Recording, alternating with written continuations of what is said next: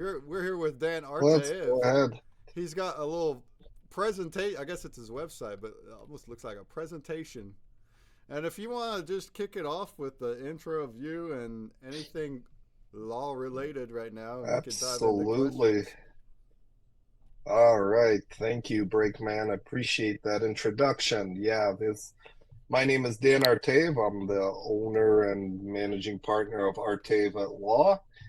Against a background in business law, I've developed a niche practice in crypto, NFTs, blockchain tech, as well as gaming. So a lot of areas of my expertise intersect with what a lot of people are NFTOPIA are doing here. I, uh, I enjoy working in this area. I think it's very interesting because nothing ever stays the same. And plus, I'm a big gamer myself, so anytime that you can at least have some part of your personal hobby and work interrelated, I think that makes for a much more pleasant work day. So, wanted to showcase a little bit my website. As Breakman said, it's just artaev@law.com. I'm going to put that in the zone chat. I think that works. Does that work? Yeah. All right. So, as you can see on the screen, I have a couple of different areas there. I have a specific um, area dedicated to games and apps, and I'll show you that. And there's links to a bunch of articles that I write on various topics of interest, crypto law and tax issues as well. And if you just want to come to the website and read some potentially interesting articles, I try to write in a pretty interesting, not so boring legal dry style. Whoa, there we go. And I have a bunch of interesting articles like, hey, are NFT collectible card games legal in the United States? Well, if you want to find out, go to my website, check it out. Are play to earn video games legal in the United States? So you might want to click on that one too. So a lot of different interesting topics here. Check it out. Uh, to anybody who's in the gaming space and the NFT space, I think there's a lot of interesting resources there. So we're talking various legal topics, and there's since the last NFTopia, and I enjoyed myself at the last NFTopia, I did a blockchain legal panel actually where I was the moderator, but at that time we didn't yet have two pretty important cases come down from the Securities Exchange Commission. Uh, I always said that the Securities Exchange Commission doesn't really go after NFT projects. Well, that changed since the last time we had an NFTopia. And if you've been on Twitter, I still call it Twitter. I cannot call it X, and it'll take me a while. But anyway, if you've been on any social media website or reading the news at all, um, you saw that there were a couple of enforcement actions that came down against NFT projects.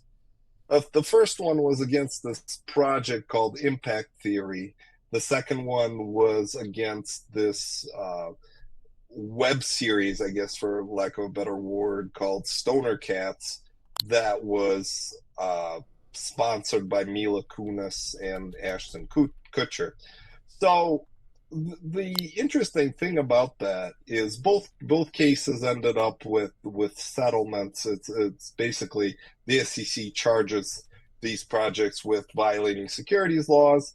The owners of the project say we don't really want to litigate, we don't want to fight this.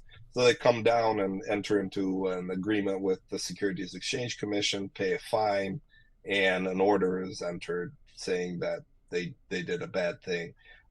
So the interesting thing is that, again, this is the first time that NFT projects have been targeted, but the facts are really, really different in both cases. So I thought it'd be worthwhile to just touch upon them real quick here, because I think anybody in the NFT space would be interested in what the government sees when it would seize an NFT project. So impact theory, that one is the easy one, I think, and it resembles a lot of the token projects. And when I say token projects, I'm talking about the initial token offerings that have been, were at the height of their popularity in 2017 or so. And that's where companies would just go out and sell tokens, and they would basically sell stock, call it a token, and raise money. And then, without any sort of thought as to what that really meant.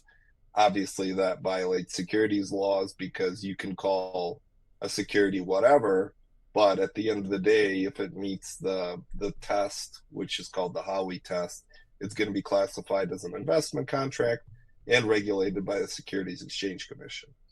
Now, what impact theory was doing, it was basically just doing the same thing as those token projects, but in NFT form. It was selling some NFT. It was called like founders tickets or something like that, and basically they were promising a whole bunch of returns. That was really it.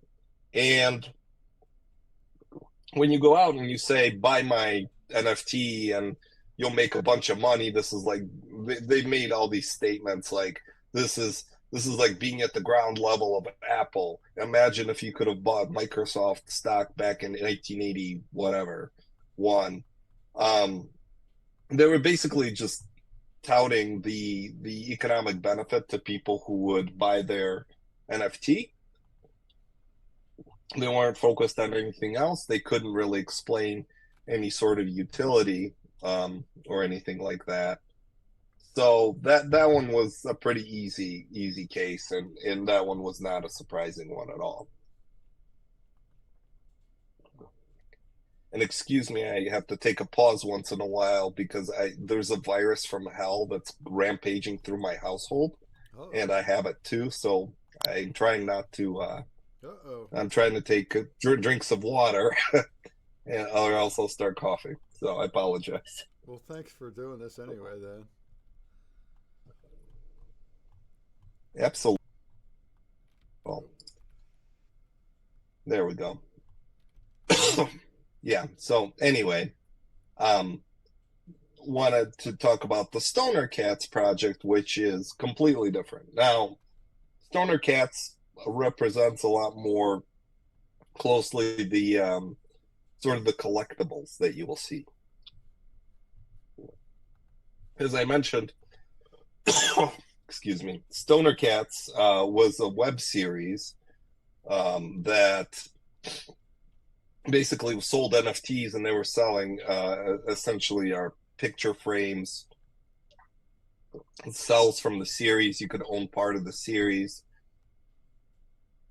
And the Securities Exchange Commission went after them and accused them of selling securities anyway.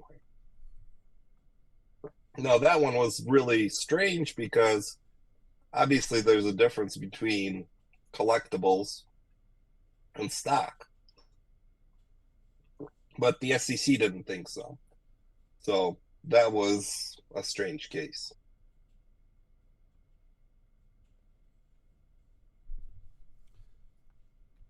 So, do I have any questions at this point about any of those two cases? Anybody might have heard about them. I feel like the wax people stay here and don't know much about the others or what's going on, but what's the specifics on the NFT one, the collectible one? What did they go after? And so they lost, or how does that they settled? They never fought it. Oh. They never fought it, and that's the thing too.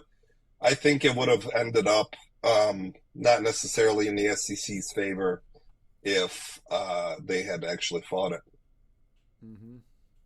And are they a really big project? Is that why did they single them out over all the other collectibles?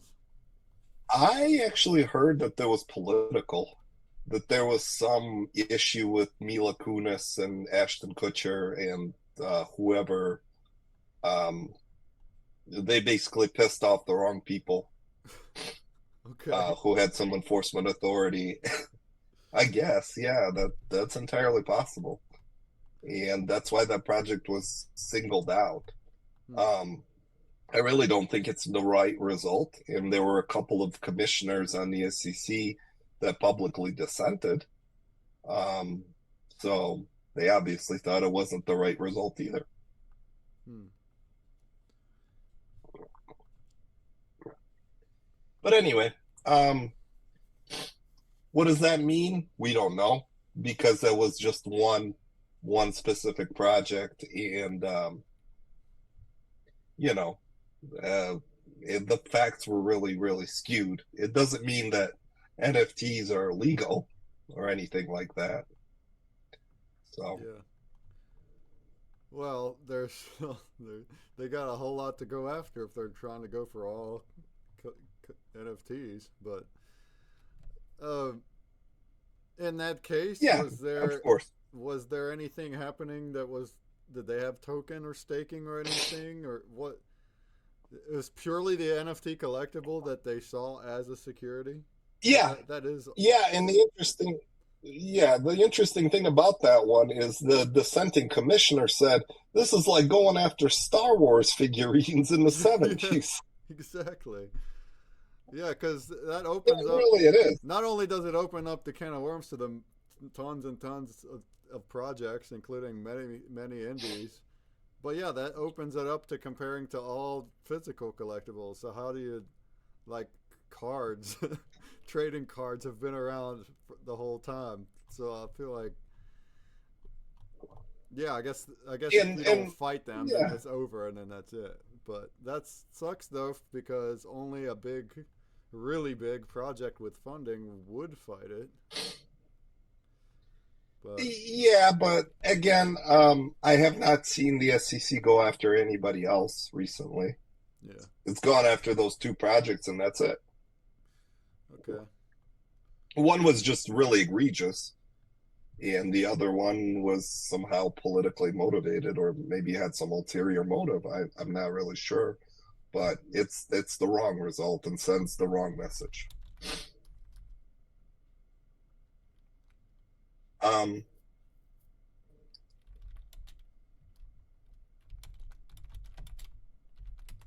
so I wanted to talk about a couple of legislative developments to just kind of give everybody an update on where we are with regulation. I always say that the SEC regulates by enforcement, and that's the wrong way to go about it. And we need some clarity from Congress. And there are a couple of pending bills right now. One is called the main one is called the Financial Innovation and Technology Act. It's called FIT, and that one is just basically intended to clarify the difference between um, commodities and securities and give the CFTC Commodities Futures Trading Commission primary enforcement authority over anything NFT related and crypto instead of the Securities Exchange Commission, which I know many people have been calling for. Um, it's something that's in progress, but I'm not holding my breath because it's just moving so slowly. There's a couple of bills too, specifically related to stable coins. I think that one's pretty self-explanatory to regulate. Uh, we just need some clarity as to okay, what are the rules surrounding stable coins and how they fit into the U.S. government's monetary policy. Uh, there's also there's a couple of anti-money laundering bills that's always been a concern with anything NFT and crypto related. I think a lot of people misperceive this whole field as being for criminals and money launderers, but it's absolutely not true. And then finally, there's something called the Keep Your Coins Act, which I thought was kind of interesting. It's a federal piece of legislation that actually is intended to prevent federal agencies from restricting people's right to use cryptocurrency for their own personal transactional use. So I thought that one was particularly interesting. So, we're still where we're at with enforcement by regulation. You still have to read into the SEC regulatory opinions to get any sort of semblance, but there's some legislation coming down the pipeline, and I really hope that we at least get that Fit for the 21st Century Act passed, and that'll give everybody a lot of more peace of mind and keep the SEC at bay and at least more predictable. So any questions or any comments about that? The SEC is a bunch of old geezers. Don't know what they're talking about. They're all a bunch of old geezers. That's a comment, but it doesn't mean that doesn't mean that we'll have to think about it. Well, all right. Yeah. So yeah, I just wanted to give you guys a little bit of an overview on that particular, and we're still in the U.S. is so far behind Europe and all the other countries in terms of regulating. I think a lot more countries are being progressive, and it's really a shame that the U.S. is kind of in this space that's uncertain. I think we're killing a lot of innovation right now. Yeah, especially when, like, there's a lot of big companies, there's Fortune 100 companies that have a whole bunch big stock of Bitcoin and stuff, and they're using that. Not that they're Web3 companies, but they're using it. And it's like that affects all of them too. Yeah, and so here's an interesting thing, and I'll actually use an example. There is a company here at NFTOPIA. I've talked to them. I won't tell you which one, but it's one of the gaming projects. They they're very, very well done, and they have a ton of potential, and they really wanted to integrate Web3 and NFTs and real ownership into their game. But because they're US based, they're basically getting a lot of pushback from potential investors who want to put in a bunch of money into this game. And they're basically, the investors are coming in and say, hey, we'll give you a bunch of money, but because this game is great, but can you just forget about this Web3 crypto stuff? And it's a real shame because it's a big part of their project. And just to make another Web 2.0, it's really disappointing. Yeah. I mean, I can see investors saying that, but that is just it's unfortunate. Absolutely, and that's actually one of the people who has a booth here. So I just thought that was interesting. Did you talk to them about it? It looks like we have what? Oh yeah, absolutely. Okay, probably Avalon or something. Looks like we have a question here. How does music work with Web3? I wanted to make more music for NFTs. Well, are you asking from a legal standpoint there, Funkin, you mean? Or like You're talking about copyright? Copyrights? Funkin is okay. a guitarist, so he's talking about making NFTs with his own original music. So that would... Is there any legal anything associated with that? Because it's your own music, right? It's like selling CDs. Well, yeah. Yeah, I don't think there's anything different in terms of NFTs. It's not like you have less rights. Once you have a creative work and it's put down in a tangible medium, I think that's the legal phrasing. in this case, it would be on an NFT as opposed to a CD or tape. You own the copyright to that, and you have very strong protection within United States copyright law. When you transfer that, it's really up to you how much rights you are transferring, because most of the time, if you're selling a CD, you're just selling a license for people to listen to something for personal use. So you don't give up anything extra or anything more than you should or would want to give up by using NFTs. And I think that's actually a very good way to get your music out there. It's cool. It's innovative and progressive. So hopefully that answers right. Innovative and at least progressive. a little Now, bit of your question. You'll still be, I guess, subjected to the other things we talked about, which is any NFT, any collectible. But you're probably fine funkin' as a little indie on Wax. It's probably all good. Well, yeah, and I mean it's a piece of music. Mm-hmm.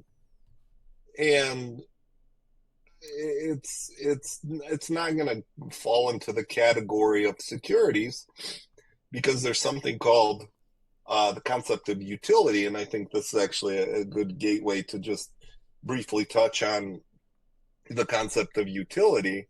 And that just means that where a NFT project or a token project has a use outside of just pure investment. So for example, if your NFT is a piece of music and people listen to it and buy it for a purpose of listening to music as opposed to just simply reselling it for profit later on, you're not going to be classified as a security, because part of the test for whether or not something is a security is whether or not people are buying it with the reasonable expectation of profit. Like, I'd buy a record to listen to it, Yeah. Or as opposed to and art. Now, art is totally subjective, and you definitely can still run a pump and dump or whatever just by putting any kind of art on there.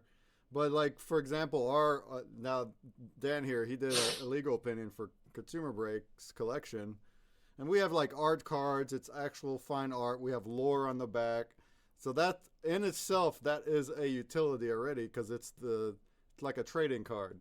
Even though as far as this legal stuff, the way we've been talking is you want to try to add as much utility as you can to get away from being classified security. If you have your own original music and you're selling music that way, that is a great way to do that.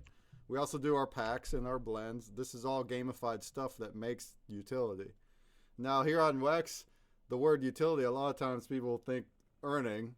So when they ask, like, what can I earn from this? Well, now it's going back into the other way. We're looking for profit. We do have our rewards. That's of the staking. Now that's where it gets a little muddy, but if your project is purely, it just has NFTs and there's nothing else about it, you're just earning, like, say it's a farm too, like let's say all the proceeds, or half the whatever, a percentage of sales, it all goes into a farm and gets redistributed. You see that actually a lot in Wax.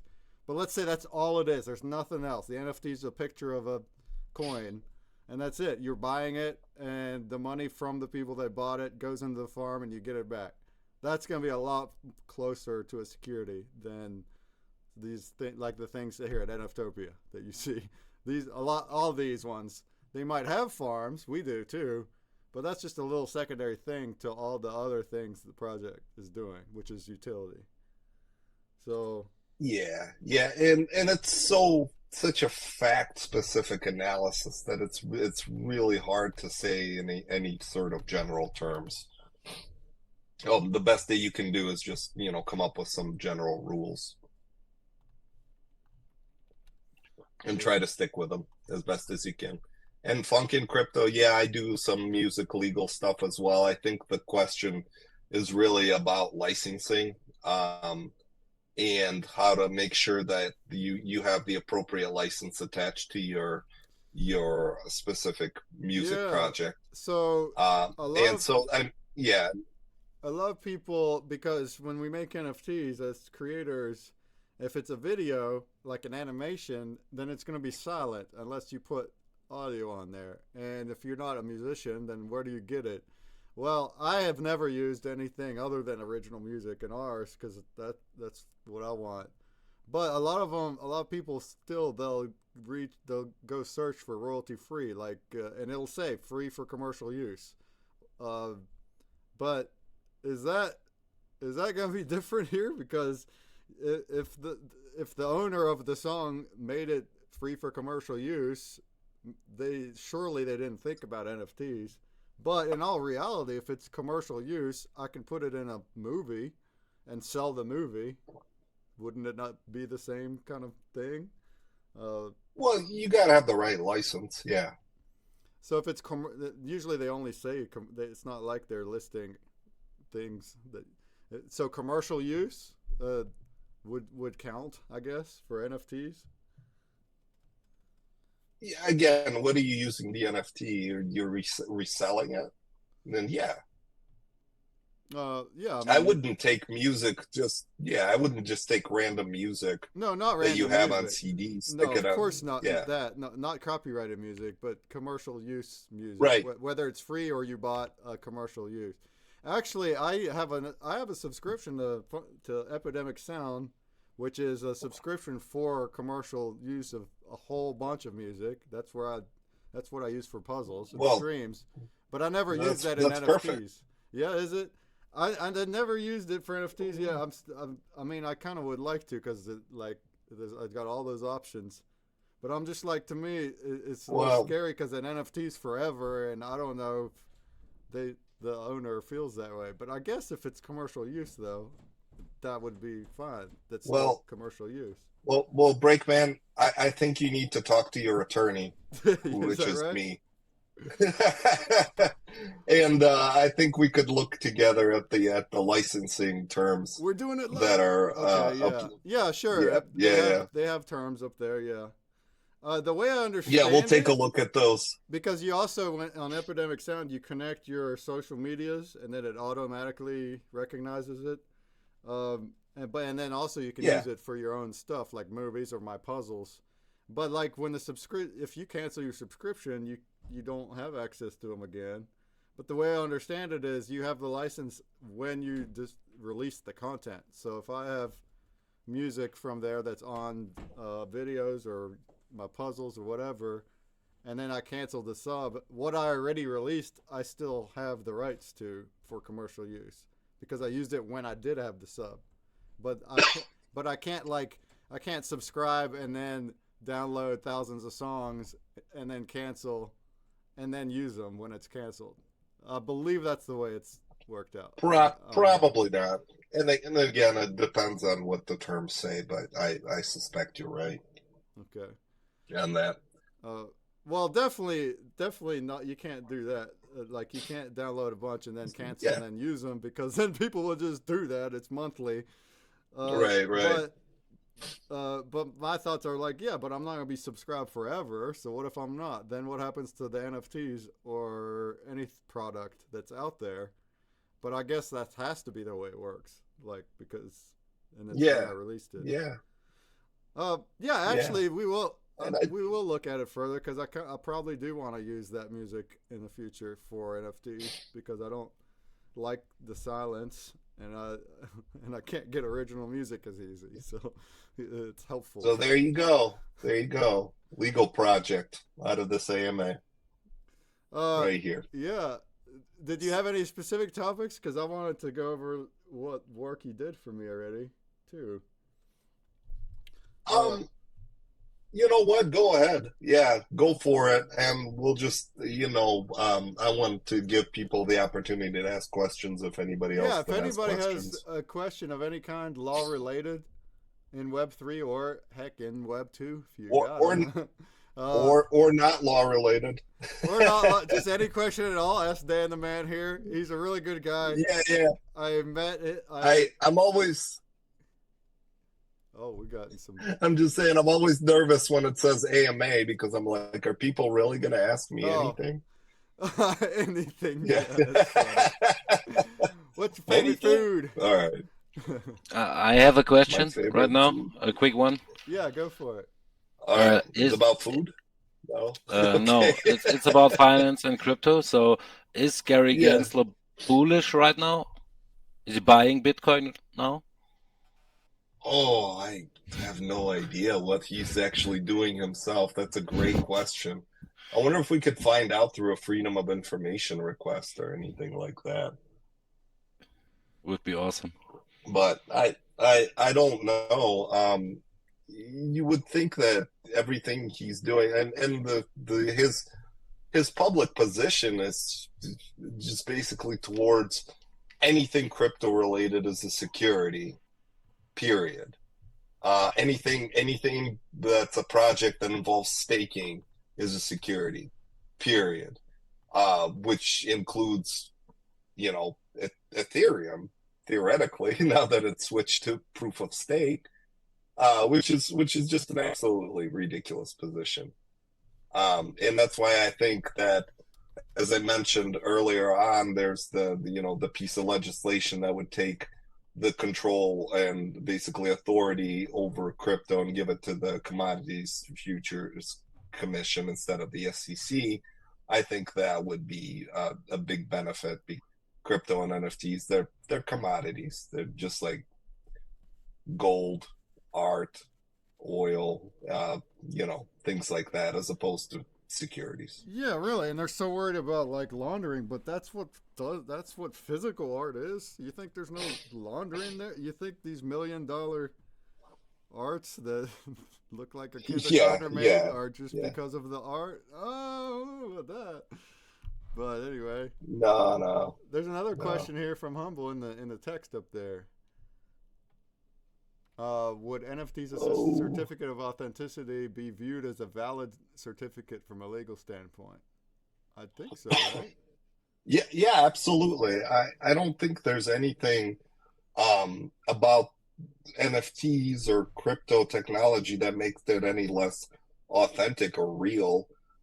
You've heard of smart contracts, I'm sure, and smart contracts are just like uh, regular contracts in terms of their enforceability. They just execute automatically and don't depend on somebody deciding to go forward and comply with the terms. Um, so absolutely. And you're absolutely right that the creator collection brand has extensive control over what they want the certificate of authenticity to say, what kind of rights they want to transfer or not want to transfer.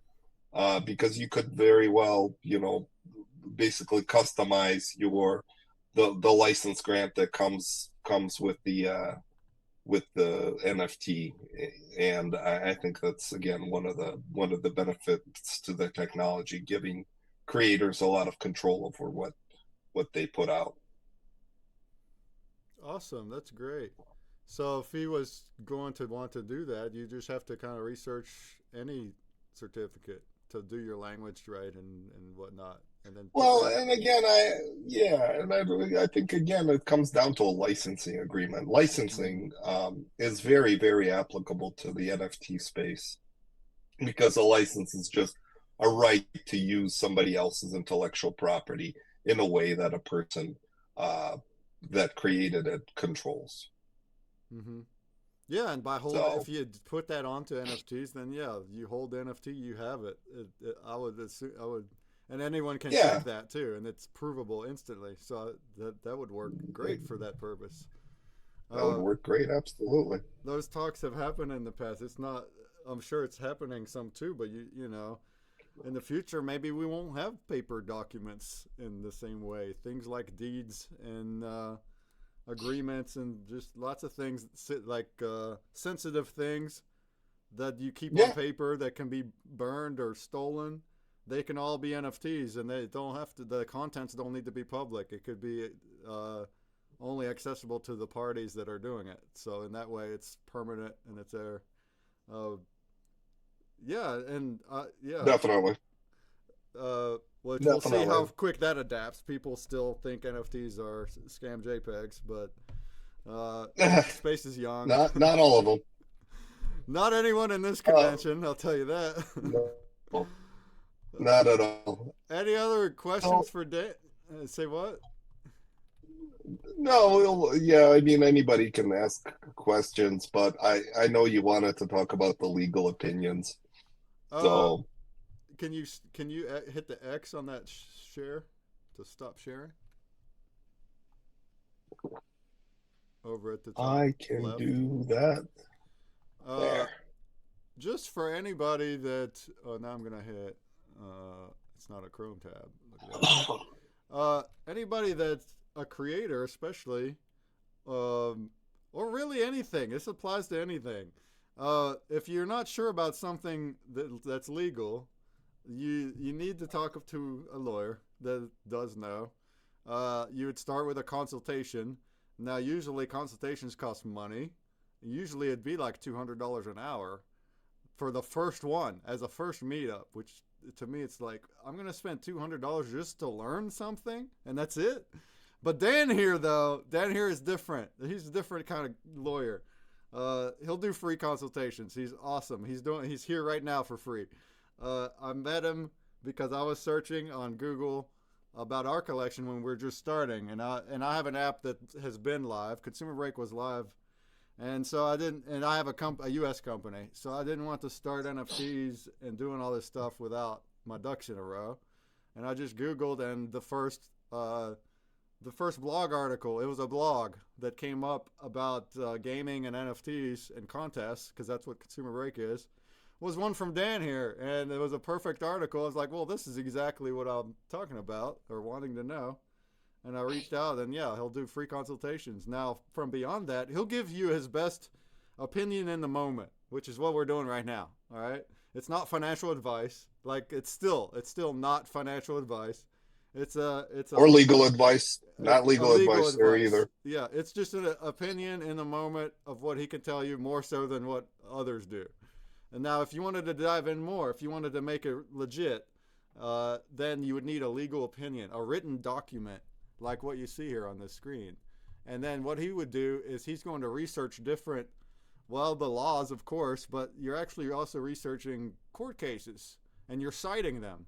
And basically the opinion is, now granted, if what you're trying to research is flat out illegal, then he can't do this. He'll tell you why it's illegal. But if it is legal, he's going to cite, or rather, it's gray. All of it, that's what a legal opinion is usually. It's a gray area. So what he's doing is he's citing different court cases that are comparable to what we're doing. And he's explaining why, on this case, this happened and it was legal, and this is why it's compared to this. See, here here's one that's cited. Here's one that's cited. And in doing so, you have this whole document.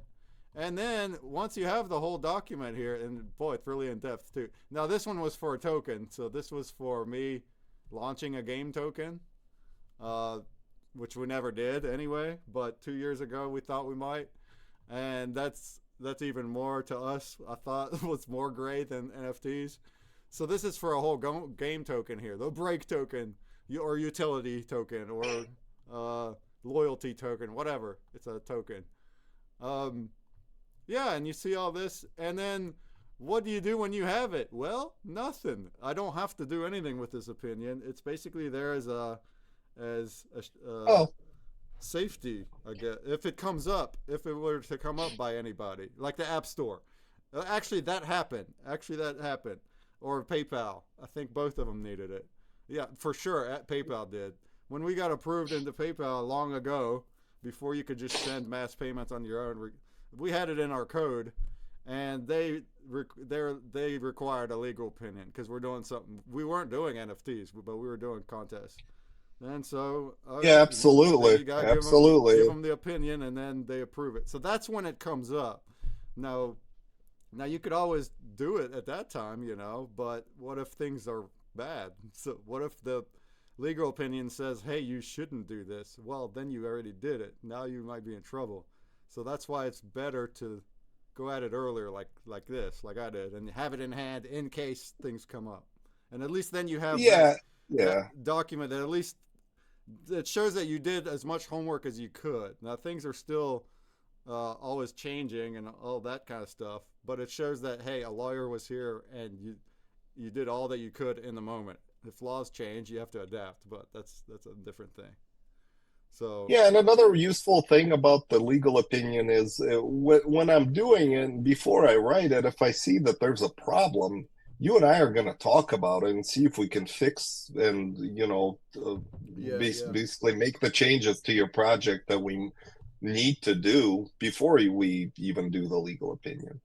And so that's a useful part of it. And then also, if you do decide to attract any sort of outside investment, and there's the venture capital firm or a limited partnership that wants to give you a bunch of money uh, for your project, one of the things they're going to want to see is a legal opinion, basically confirming the legality of your particular project.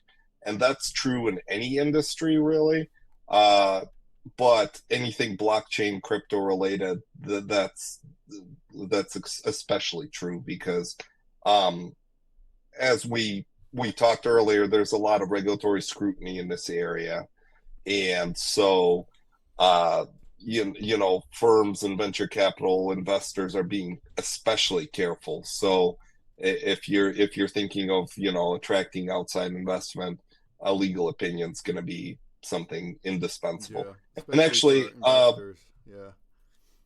yeah, and actually, I have a newer article up on my website that says what is a legal opinion and why do you need one. So if anybody's Oh, there you interested go. in learning more, check out my website. I will put it into the chat again. Yeah, and I just want to highlight again. I mean, I just said it, but it's amazing that that you. I would hope that other lawyers too, but every lawyer I've ever talked to requires $200 to $300 an hour. But the fact that now that you tell me, yeah, right, yeah, but then now that you tell me, people like us just don't do that. Like $300, no, I can't do that. And then now I just continue ignorant. The fact that you're willing to help, and it's branding for you too. I mean, this is marketing too. This is so But tell your friends. Oh, yeah. But this is great. Having a law person that studies this stuff to ask questions without paying hourly. Not to say it that way, but it's true. This is very, very helpful for anybody that's starting out. When you need the legal opinion, that's when you need it. And when you have barriers like that, like my other lawyer, my securities lawyer that did that paperwork, I can't have a call with her without $300. I can't. It has to be an emergency if I'm going to contact her. And that's how it is. Well, this is amazing for Dan. So anybody listening that has any questions, now obviously right now is the time too. Go for it. But if you're wanting in the future to know more about something you're trying to do, have a reach out, get on his website, email him, have a call, and then if you need an opinion, then maybe that'd be the next step. Yeah, and I also work in, my background's business law, so I help with licensing agreements, anything non-crypto related as well, Yeah, any sort of business contracts. There you go. I do securities law as well. I bet you didn't know that.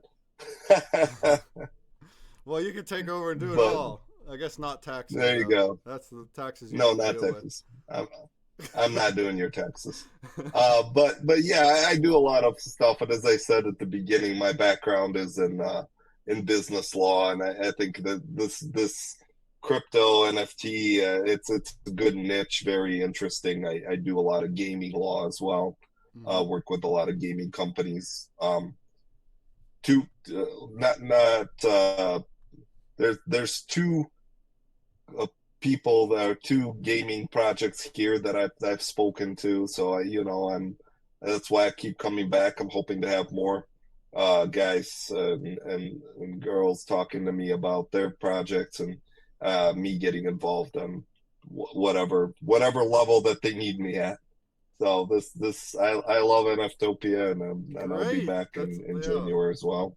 Awesome, awesome. I love it too. And you've been a big help. It's crazy because over the many years that I've worked on a startup, uh, like a lot of people I've worked with have not been a good relationship, or have not, like, I've had to move on. Developers and lawyers and all sorts of things. Well, Dan here's one of them that's just been 100%. Like, I would recommend him to anyone. And he just said business law. Like, if you're forming a company, it doesn't need to.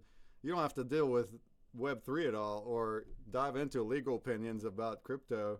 If you have any questions about forming a company or anything like that, Yeah. he'll help too. In fact, we'll be coming at you in this spring, because we're gonna NFTopia will incorporate into something. So we'll figure out all that at that point.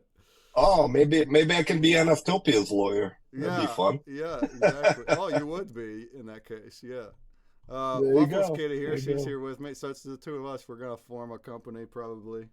Uh, Sounds good. the reason to Hey, form Sarah. companies has reasons. It's usually with like taxes and legal reasons why it's better to form a company instead of a personal collection or Yeah, whatever. liability Liability. protection. Yeah, I guess that's true. It's called limited liability company is an LLC. That's right. Liability. So Same thing for a corporation as well. Yeah, you separate your personal assets from your business yeah, assets. exactly. Always a wise thing to do.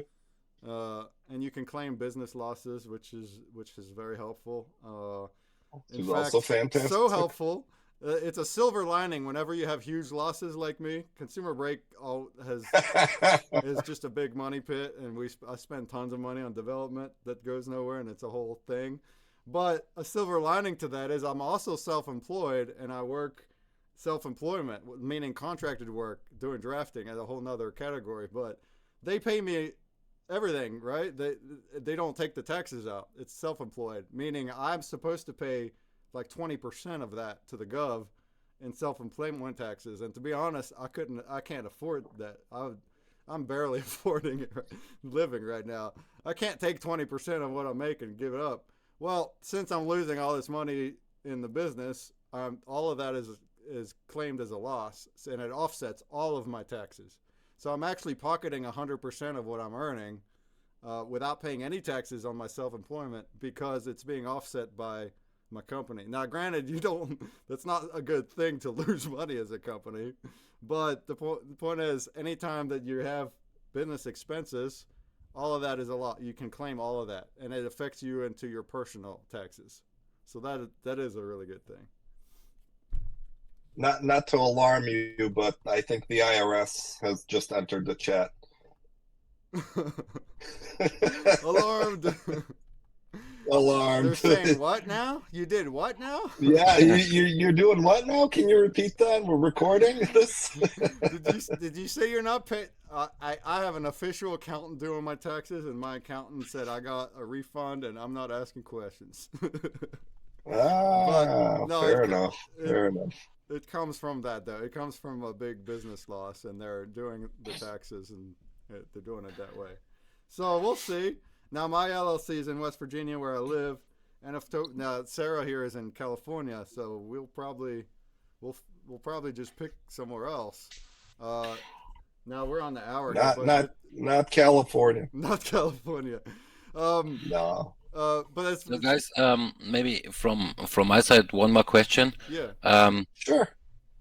Do you have contacts in Europe or especially in Germany? Because you said the US is behind in terms of regulation and stuff, but I feel like, I don't know, German is always very slow in terms of new laws, and there is something from Europe Oh, absolutely. published, but it feels like you, they do laws and enforce you to um, track all your transitions and all that stuff, and that might be possible for, I don't know, for exchanges, for trades, maybe for decentralized trades.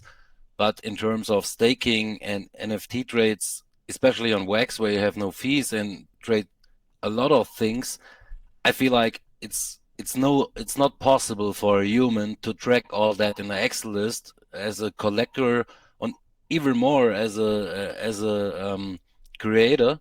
So there is obviously a need for a technical solution.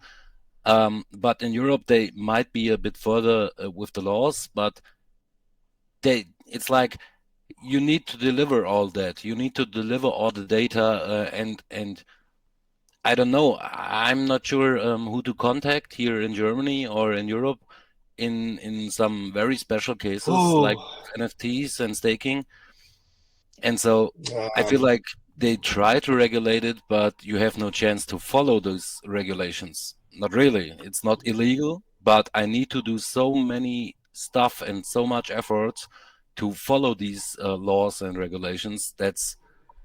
I mean, you know what I mean? It's not illegal, but to follow yeah. this more effort than to actually do it, you know? No, I know what you're saying, and I wish I had contacts in Germany. Unfortunately, I don't. I'm US only. But Mm. yeah, I guess that's the other side is the US. It's kind of like the Wild West. We do whatever and hope not to get in trouble with the SEC. Whereas in the country like Germany, it's a lot more regulated, but to follow those regulations, it's extremely taxing and really I mean, difficult. I It's in the other Germany, for side, yeah. example, it's very funny. You have things, I read things like Germany is the most crypto friendly. It's a few years ago, to be honest, but the most crypto friendly country in the world because no matter if you have NFTs or tokens, after 1 year of holding them, you pay no taxes for any Oh profits. wow. So yeah, that's quite cool. Sounds cool. I hold Ethereum for 1 year. I pay no tax, no matter what profits I do. That's Yeah, cool. yeah. But if I hold 2,000 Wax NFTs and I don't know which of them, how long I hold them, and which of them I sold after 1 day and after 1 year, this shit is getting very complicated. You know what I mean? And they thread NFT tokens like normal fungible tokens. So how do you call the BaFin, the SEC of Germany, that NFT is totally different? A non-fungible token is totally different than a fungible token. I mean, I talk to a wall. How Oh should I yeah. explain such people about my profits? And it's so complicated. I don't. It's very confusing here. I understand. I wish I had a good Yeah, I mean, solution for you, it's but yeah, it's not it's the at other that point. side. Just ask for a contact and maybe share a bit here in this convention from the Europe or German side. Um, so Yeah. yeah, good regulation is not always good if you can follow Oh them. no. You know? I absolutely agree with you, and that's a very good point. It's the regulation you can't follow. What what good does it do when it just hurts you? Um, On the other and side, if you they are not very interesting and interested in all that stuff. I mean, if you trade with Bitcoin and yeah, Ethereum, you should probably you should always tell them, and I tell them, but they don't know Wax, they don't know really NFTs in my small town. So yeah, it's very hard here. Yeah. what well, I studied abroad in Germany in 2005, and I just remember how long it took to get the student visa that allows me to stay there for 6 months. That was a process. So I can only imagine what it's like with NFTs. You So was doing a presentation in NFTOPIA 3 already, right? AMA. yes, Yeah, yes. okay. Yeah, I did an AMA and I did a he was the moderator of moderator. our law panel that Mm. we Yeah, had. and I have a booth here too. It's in the corner. Yeah, in the corner. Yeah. And So there you can find more info there. Yeah, thanks. Uh, the next of thing course. here is Alcor, but Zoller's not here, so feel free to stay here, chat. But I need to go and update some things. But thanks Dan for doing this. Clearly, there Oh were some yes, questions, so that's great. And again, anybody can that's contact fantastic. him for anything at any time too. Thanks everybody. I really appreciate it, and I'm glad that this was, at least I hope, somewhat helpful and interesting. So That's right. There's thank you. Zoller. How's it going? All right, give me 5 minutes, but y'all can hang out here before we start the Alcor thing.